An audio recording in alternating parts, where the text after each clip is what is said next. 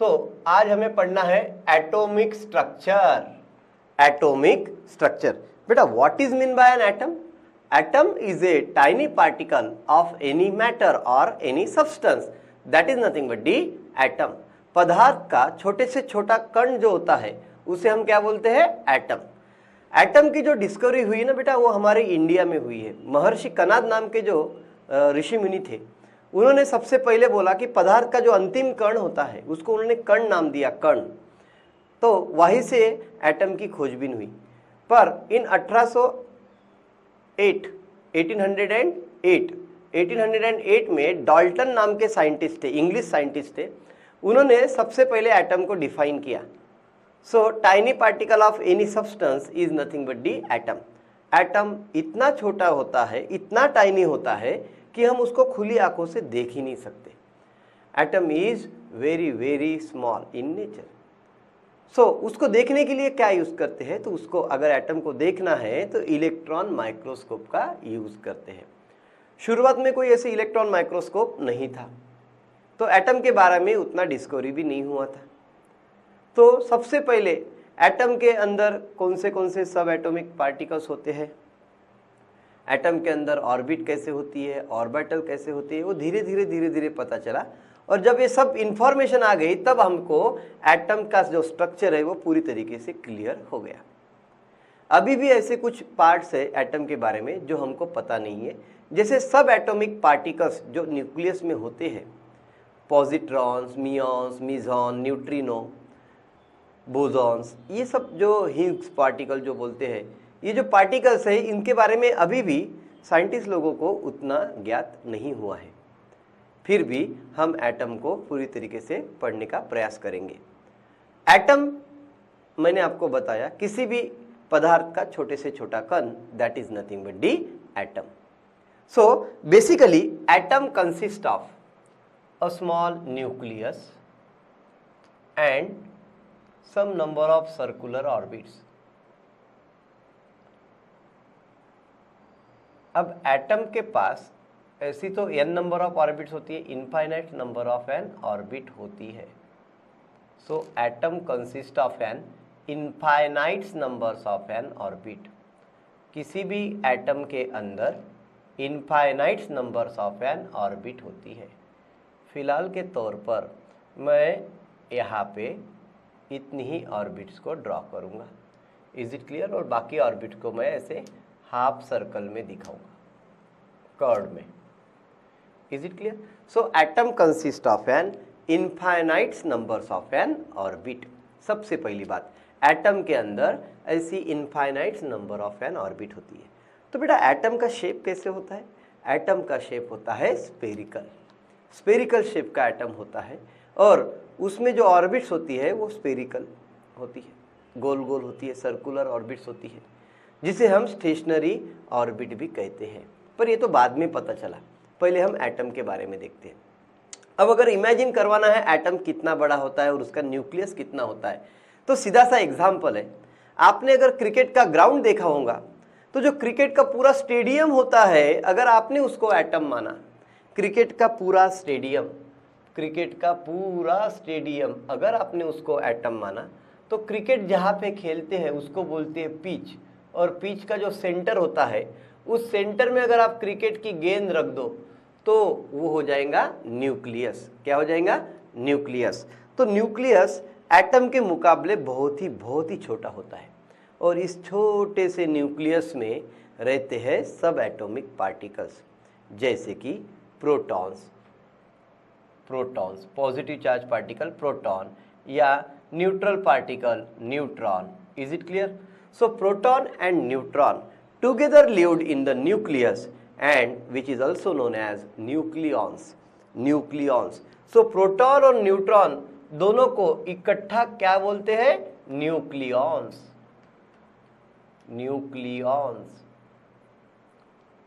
Atom के nucleus के अंदर क्या होता है? Positive charge proton and negative charge neutral charge neutron.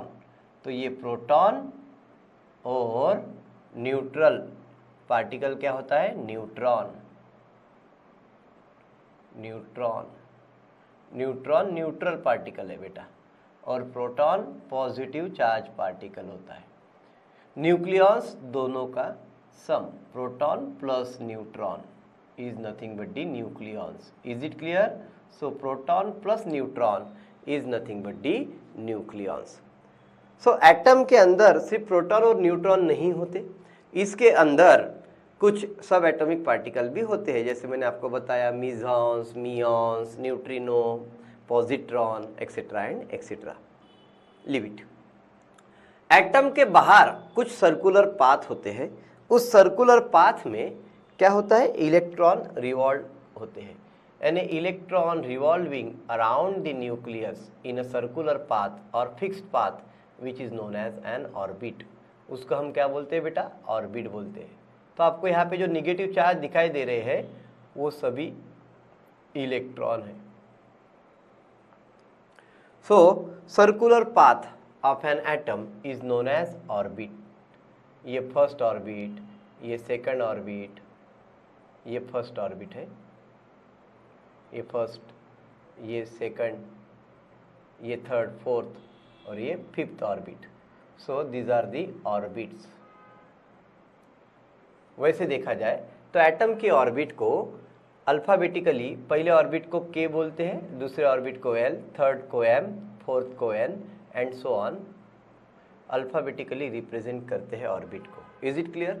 So orbits is nothing but the circular path around the nucleus in which electron can revolve around the nucleus. बराबर है? So circular path होता है जिस path में electron nucleus के इर्द गिर्द घूमते रहते हैं, that is nothing but the orbit. ये जो ऑर्बिट का कॉन्सेप्ट है वो नील्स बोहर नाम के साइंटिस्ट ने सबसे पहले रखा। उन्होंने बताया कि एटम के जो इलेक्ट्रॉन है वो फिक्स्ड अमाउंट ऑफ एनर्जी वाले सर्कुलर पाथ में, सर्कुलर ऑर्बिट्स में क्या होंगे? न्यूक्लियस के इर्द गिर्द घूमेंगे, जिससे वो इलेक्ट्रॉन कभी न्यूक्लियस के ऊपर टकरा नहीं सकते। बराबर है? नहीं तो फिर क्या होता? अगर वो चार्ज बॉडी है इलेक्ट्रॉन, अगर वो घूम रहे तो कुछ समय बाद उसके न्यूक्लियस पे आके, है ना, बम्बार्ड होने के चांसेस ज़्यादा रहते। पर वो स्टेशनरी फिक्स ऑर्बिट होने के कारण, यहाँ पे एनर्जी इनकी फिक्स्ड अमाउंट ऑफ एनर्जी होने के कारण उसी एनर्जी का इलेक्ट्रॉन उस ऑर्बिट में घूम सकता है, इसीलिए वो न्यूक्लियस पे कभी आके नहीं गिरेगा। देखा जाए तो एटम इज इलेक्ट्रिकली न्यूट्रल। ऐसा बोलते हैं कि atom is electrically neutral. Atom क्या होता है बेटा? Atom is electrically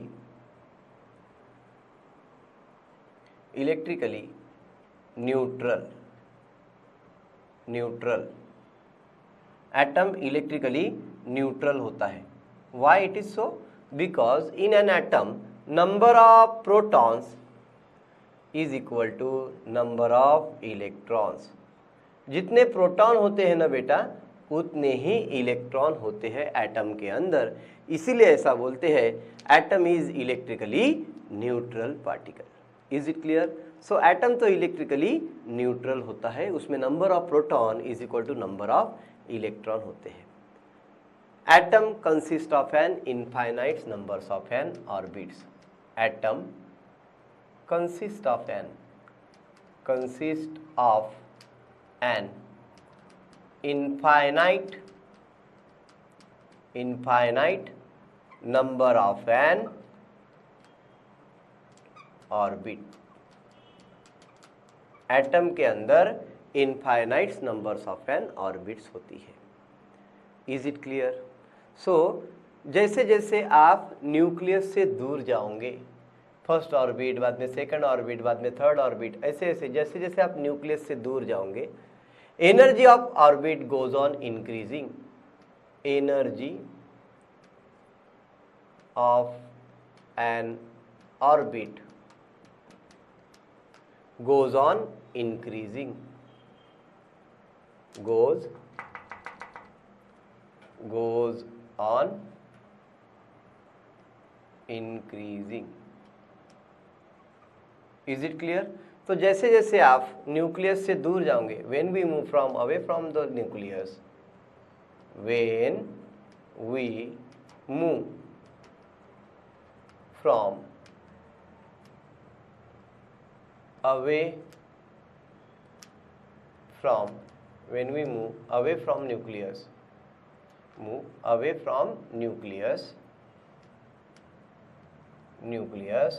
energy of an orbit goes on increasing.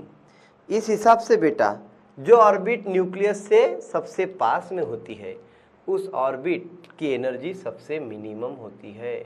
So K shell, that is nothing but the K orbit, K shell has minimum amount of energy, minimum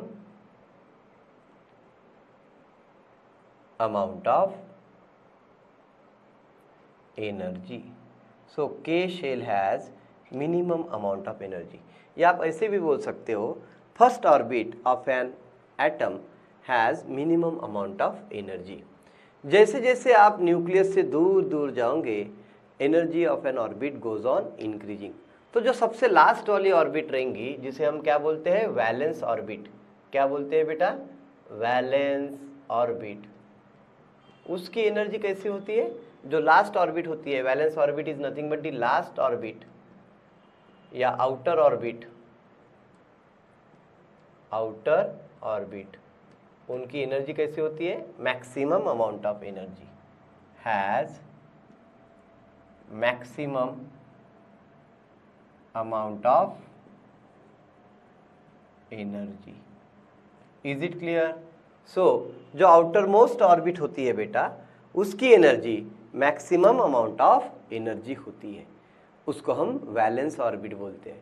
अगर उस valence orbit में कोई electron रहता है तो हम उसे valence electron बोलते हैं. क्या बोलते हैं, वैलेंस इलेक्ट्रॉन, वैलेंस इलेक्ट्रॉन बोलते. तो electrons which are present in an valence orbit is known as valence electron. Is it clear? समझा क्या? जो वैलेंस ऑर्बिट होती है उसमें वैलेंस इलेक्ट्रॉन होते हैं. अब एक बेसिक रूल ये है, minimum amount of energy has maximum stability. Less is the energy, less is the energy, less is the energy, more is the stability, more is the stability. According to thermodynamicity, thermodynamicity, less is the energy, more is the stability, more is the stability. तो जितनी ज़्यादा कम energy उतनी ज़्यादा stability. According to this principle अगर हम देखते हैं first orbit की एनर्जी बेटा मिनिमम होती है, इसका मतलब है K shell has more stable, K shell is more stable. यानी जो इनर ऑर्बिट होती है वो ज़्यादा स्टेबल होती है, is most stable. K shell has is more stable. Whereas जो वैलेंस ऑर्बिट होती है वो क्या होती है, लीस्ट स्टेबल. सो वैलेंस ऑर्बिट क्या रहेंगी बेटा, लीस्ट स्टेबल, बिकॉज उसकी एनर्जी कैसी होती है, maximum. So more is the energy, less is the stability, less is the energy, more is the stability. इसका मतलब है वैलेंस ऑर्बिट में जो इलेक्ट्रॉन होते हैं उनकी भी एनर्जी कैसी होती है, मैक्सिमम एनर्जी होती है. इसीलिए उनकी एनर्जी मैक्सिमम होती है, इसीलिए उनके पास लेस स्टेबिलिटी होती है. Whereas inner orbital electron जो होते हैं उनकी एनर्जी मिनिमम होती है, इसलिए उनके पास मैक्सिमम स्टेबिलिटी होती है. तो जब कभी भी केमिकल रिएक्शन होती है और केमिकल रिएक्शन में जब इलेक्ट्रॉन की रिक्वायरमेंट होती है तो सिर्फ outer orbital, that is nothing but valence orbital के ही इलेक्ट्रॉन रिएक्शन में पार्टिसिपेट करते हैं, क्योंकि उन्हीं की एनर्जी सबसे क्या होती है, ज़्यादा होती है. थोड़ी भी एनर्जी दे दो तो वो इलेक्ट्रॉन रिएक्शन में पार्टिसिपेट करने के लिए निकल पड़ते हैं. इसीलिए हम जब भी हम एटम के बारे में पढ़ेंगे तो उसके वैलेंस ऑर्बिट में कितने इलेक्ट्रॉन हैं ये हम जरूर देखेंगे. वैलेंस ऑर्बिट में रहने वाले इलेक्ट्रॉन की संख्या उसकी वैलेंसी को दर्शाएगा. साथ ही साथ इलेक्ट्रॉनिक कॉन्फ़िगरेशन ये अभी बेसिस हो जाएगा एटम का. और classification of element in periodic table, modern periodic table जो किया गया है वो according to electronic configuration of an atom, of an element के आधार पर किया गया है. यानी इलेक्ट्रॉनिक कॉन्फ़िगरेशन के आधार पर हमने सभी एलिमेंट को मॉडर्न पीरियोडिक टेबल में क्लासीफाई किया है. तो अभी आपको समझा होगा कि इलेक्ट्रॉनिक कॉन्फ़िगरेशन हमारे लिए क्यों इम्पोर्टेंट होता है पढ़ना, क्योंकि बगैर इलेक्ट्रॉनिक कॉन्फ़िगरेशन आप गेस ही नहीं कर पाओगे कि कौन सा एलिमेंट कौन से ग्रुप में आएगा या कौन से पीरियड में आएगा। चलो एक एग्जांपल लेते हैं छोटा सा, गैलियम। गैलियम का एटॉमिक नंबर है बेटा 31, बराबर है। अब ये 31 एटॉमिक नंबर है तो इसका इलेक्ट्रॉनिक कॉन्फ़िगरेशन आएगा पहले ऑर्बिट में 2, दूसरे ऑर्बिट में 8, तीसरे ऑर्बिट में 8, और अब लास्ट में बचे कितने हैं आपके पास 13 इलेक्ट्रॉन, तो ये जाएगा 13 इधर।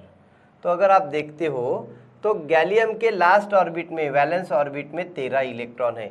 इसका मतलब गैलियम जिसका एटॉमिक नंबर 31 है ये डेफिनेटली ग्रुप नंबर 13 का एलिमेंट है। अगर आपके पास मॉडर्न पीरियोडिक टेबल अभी खुला हुआ है तो आप जरूर देख सकते हो कि गैलियम ग्रुप नंबर 13 का ही एलिमेंट है, और इसका पीरियड नंबर भी बताते हैं 1 2 3 4, चौथी ऑर्बिट है। इसका मतलब है ये 4th पीरियड का एलिमेंट है। Is it clear? तो मॉडर्न पीरियोडिक टेबल में किसी भी एलिमेंट का पोजीशन उसके इलेक्ट्रॉनिक कॉन्फ़िगरेशन के आधार पर डिसाइड हुआ है। तो बेटा वैलेंस ऑर्बिट में कितने इलेक्ट्रॉन हैं ये उसकी वैलेंसी को भी दर्शाएगा, साथ ही साथ आपका एटम का इलेक्ट्रॉनिक कॉन्फ़िगरेशन कैसा रहेगा, वो एटम किस प्रकार से, वो एलिमेंट किस प्रकार से मॉडर्न पीरियोडिक टेबल में किस ग्रुप में रहेगा, किस पीरियड में रहेगा, ये डिसाइड करवाता है। इसीलिए आपको एटॉमिक स्ट्रक्चर के बारे में पूरी जानकारी चाहिए। तो बेटा यहाँ पे एटम का नेचर आपको समझ गया कि एटम इलेक्ट्रिकली न्यूट्रल पार्टिकल होता है। जैसे जैसे एटम से दूर जाओगे, न्यूक्लियस से दूर जाओगे, energy of an orbit goes on increasing. Atom के पास ऐसी infinite numbers of an orbit होती है, बिल्कुल जिसको आप गिन नहीं सकते हो, इतनी ऑर्बिट्स होती है। पर अभी तक हमें सिर्फ 7 ऑर्बिट के बारे में पता है। ये first orbit, second orbit, third orbit, fourth, fifth, sixth और सेवंथ। क्यों हमें 7वीं ऑर्बिट के बारे में पता है? क्योंकि हमारे मॉडर्न पीरियोडिक टेबल में 7 ही तो ऑर्बिट है, यानी 7 ही तो पीरियड है। Each period is represented by an orbit. n is equal to 1, atom की ऑर्बिट फर्स्ट है, इसका मतलब है मॉडर्न पीरियोडिक टेबल में फर्स्ट पीरियड में वही आएंगे। आपको पता है किसी भी शेल में फर्स्ट पीरियड में फर्स्ट ऑर्बिट में 2 ही इलेक्ट्रॉन होते हैं। तो आप अगर देखोगे कि मॉडर्न पीरियोडिक टेबल में फर्स्ट पीरियड में कितने एलिमेंट है, तो 2 ही एलिमेंट है। आपको मैं बता दूं, एक है हाइड्रोजन और दूसरा है हीलियम। एक नोबल गैस है और एक अल्कली मेटल में आने वाला एलिमेंट है। Is it clear? सो ये फर्स्ट पीरियड में 2 ही एलिमेंट क्यों है, इसका आपको अभी आंसर मिल गया होगा, क्योंकि एटम के फर्स्ट ऑर्बिट में 2 ही इलेक्ट्रॉन रह सकते हैं। Is it clear? इसीलिए मॉडर्न पीरियोडिक टेबल में फर्स्ट पीरियड में 2 ही एलिमेंट रह सकते हैं, एक है हाइड्रोजन और दूसरा है हीलियम। Is it clear? तो यहाँ पे बेटा आपका एटॉमिक स्ट्रक्चर का जो पार्ट है, जो बेसिक पार्ट है, यहाँ पे होता है खत्म।